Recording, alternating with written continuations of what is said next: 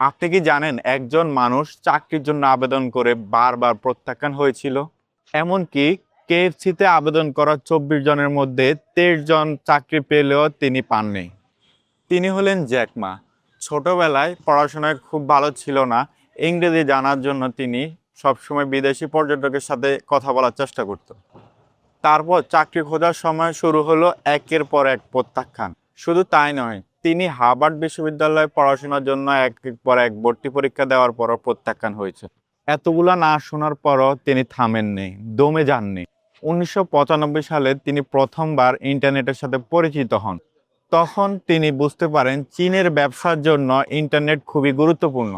এরপর কয়েকবার ব্যবসা শুরু করার চেষ্টা করেন, ব্যর্থতা আসে।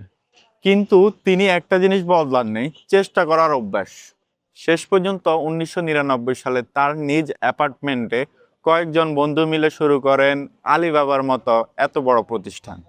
আজ আলিবাবা বিশ্বের অন্যতম প্রযুক্তিগত কোম্পানিগুলো, ই কমার্স কোম্পানিগুলোর মধ্যে একটি। এবার বলেন, জ্যাকমার এই গল্পে সবচেয়ে বড় শিক্ষা কি? আপনাকে কতবার প্রত্যাখ্যান করা হয়েছে সেটা আপনার ভবিষ্যৎ ঠিক করে না। আপনি প্রত্যাখ্যানের পরে কি করেছেন সেটাই আপনার ভবিষ্যৎ ঠিক করতে পারে। তাই আজ কোনো দরজা বন্ধ হয়ে গেলে মনে রাখবেন, একটা নায়ে গল্পের শেষ না, কখনো কখনো সেটার পরে শুরু হয় নতুন অধ্যায়ের।